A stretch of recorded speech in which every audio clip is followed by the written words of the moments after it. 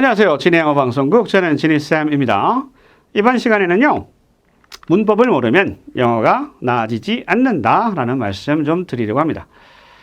제가 가끔 유튜브에 문법에 관련된 영상을 올려요. 그러면 부정적인 댓글이 꼭 따라옵니다. 아직도 문법이냐? 한국식 영어 교육의 폐해가 이렇게 문법 하는 사람들 때문이야. 말 잘하는 것, 회화 잘하기 위해서는 문법 몰라도 돼. 이런 식으로 말씀하시는 분들이 좀 계세요. 그런 분들의 댓글을 보면은 수긍하는 면이 있죠. 왜냐하면 문법을 초급 단계에서 하게 되면 이 말을 할 때 문법이 틀릴까 봐 말을 안 해요. 예, 완벽한 문장을 말하려고 하다 보니까. 근데 그렇게 하면 영어가 늘지 않거든요. 특히 회화는 말을 해야 되기 때문에 말을 해야 되는데 틀릴 거 자꾸 생각하면 안 되잖아요. 그래서 문법 같은 경우에는 아예 안 해도 되는 건 아니지만 초급 단계부터 굳이 할 필요는 없다라고 저는 생각합니다. 예를 들어서 아주 기본적인 의사소통을 해야 되는 식당에 갔다든가 상점에 갔다든가 이런 기본적인 의사소통은 회화책에 나와 있는 몇 가지 표현만 아셔도 크게 문제없이 의사소통이 되기 때문에 그런 상황이라면 굳이 문법을 하지 않으셔도 됩니다. 그런데 그런 초급 정도 수준이 아니라 좀 중급 이상, 좀 영어 좀 유창하게 구사하고 싶다 하시는 분들이라면 문법을 꼭 하셔야 돼요. 그 이유를 예를 들어서 좀 설명을 드릴까 해요. 자, 예를 들어서 이런 말을 하고 싶어요. 저는 썸머를 사랑하고 있는 중이에요. 저는 썸머를 사랑하고 있어요. 영어로 어떤 분이 이렇게 썼어요. 저 썸머를 사랑하고 있어요. 뭐뭐 하고 있어요. 뭐뭐 하고 있으니까 진행형으로 I'm loving 썼고요. summer 이게 뭘까요? 일단 summer 하면 여름인가요? 여름? 이 문장에서는 여름이 아니에요. 왜 여름이 아니에요? 뭐 보고 알 수 있어요? S가 대문자로 쓰이면 여름이 아닙니다. 고유명사거든요. 이때는 대문자로 쓰는 건 고유명사예요. 여름이 아니라 그냥 summer예요. 이름이 summer란 얘기죠. 그러니까 I'm loving summer 하면 나는 여름을 좋아해요. 이런 뜻이 아니라 나는 summer라는 이름을 가진 사람을 사랑하고 있어요. 라는 얘기가 되는 거고요. 두 번째, I'm loving 이것도 틀려요. 왜 틀리냐 하면 진행형을 썼기 때문에 틀려요. love는 사랑하는 거잖아요. 내가 지금 사랑하고 있으니까 진행형 쓰면 되는 거 아닌가? 라고 생각할 수 있지만 미국 친구들은 진행형을 어떠한 동작이 일시적인 느낌일 때 씁니다. 무슨 얘기냐? 지금 사랑을 하고 있는데 일시적으로 하고 있다는 느낌이에요. 만약에 미국인 연인이 있어요. 이름이 서머인. 그런데 영어로 I'm loving you, I'm loving summer 이런 식으로 쓰게 되면 사랑이 변하나? 그런 느낌을 전달할 수 있는 거예요. 잘못하면 떼찌하겠죠. 사랑이 변하니? 최소한 현실에서는 변할 수 있을지 모르겠지만 사랑은 영원하다고 생각하는 거 아니겠어요? 그러니까 I'm loving summer라고 하시면 안 됩니다. 어떻게 하면 되겠어요? 나는 summer를 사랑해 하면 I love summer라고 얘기를 하셔야 돼요. 두 번째 문장 보겠습니다. I have company. 무슨 뜻일까요, 이거? 여러분, 컴퍼니 하면 아시잖아요, 이거. 컴퍼니. 이거 회사 아니야, 회사. 나는 회사를 가지고 있다네? 그런가요? 아닙니다. 나는 일행이 있어요. 라는 뜻이에요. 엥? 아니, 회사가 아니라 일행이야? 그거 어떻게 알아? 여러분, 회사라는 뜻으로 쓰일 때는 이게 회사가 셀 수 있는 명사이기 때문에 앞에 관사라는 녀석이 와야 돼요. 그래서 I have a company 그러면 나는 회사를 가지고 있다. 이런 뜻이 되겠지만 관사가 없이 쓰일 때는 그때는 일행이라는 뜻으로 쓰입니다. I have company. 많이 쓰는 말이에요. 식당 같은 데 가서 물어보죠. 식당은 How many in your party? 일행이 몇 분이세요? 이런 식으로 물어본단 말이에요. 일행이 있는지 없는지. 그럴 때 I have company 그러면 회사가 있습니다가 아니라 저 일행이 있습니다 라는 뜻이 되는 거예요. 저 회사가 있어요. 저 사장이에요. 이럴 때는 I have a company라고 어를 쓰셔야 된다는 거예요. 아시겠죠? 예를 들어 여러분 식당 갔는데 Do you have company? Do you have company? 물어봤어요. 누가? 회사가 있습니까가 아니고 뭐라고요? 일행이 있으세요? 라고 묻는 표현이 되는 겁니다. 어가 있고 없고에 따라서 뜻이 완전히 달라지는 거죠. 이런 건 문법이에요. 다음 표현 볼게요. She is a young, beautiful woman. 그녀는 젊고 아름다운 여성입니다. 좋은가요? 이 문장도 어색해요. 우리말은요, 형용사가 순서가 정해져 있지 않아요. 우리말, 우리 언어는. 그래서 젊고 아름다운 여성이라고 해도 되고, 아름다운 젊은 여성이라고 해도 상관없잖아요. 근데 영어는 순서가 정해져 있습니다. 젊고 아름다운 여성이 아니라 이거를 아름답고 젊은 여성이라고 얘기를 해야 돼요. Beautiful young woman이라고 얘기를 해야 돼요. 왜 그러냐? 영어는 이 명사가 가지고 있는 좀 변하지 않는 속성이 더 가까이 옵니다. 이 단어를 숙여줄 때. 그러니까 젊다는 것이 더 이 사람을 묘사하는 더 가까운 형용사라고 보는 거예요. 아름다움이라고 하는 건 좀 약간 변할 수 있잖아요. 그죠? 안 그런가요? 그건 잘 모르겠고.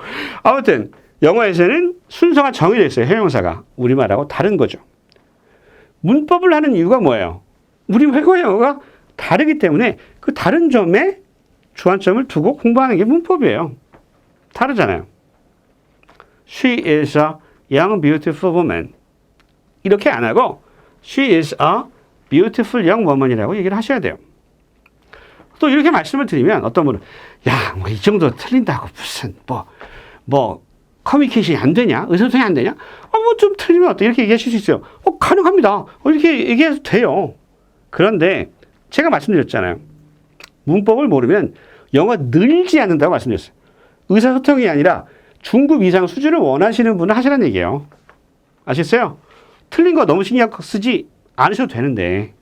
아시겠죠? 더 볼게요. I wish you would get better. I wish.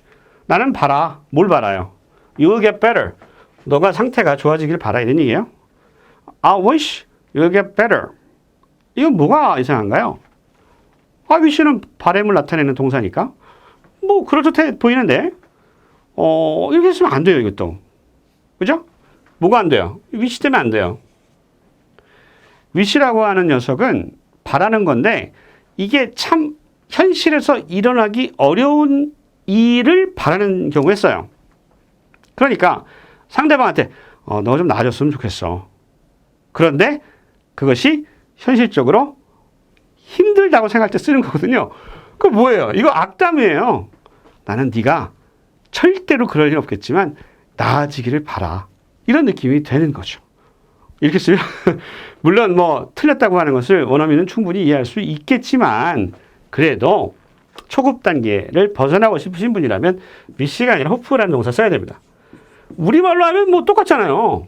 둘 다 바라다인데 쓰는 상황이 완전히 다르다는 것이죠.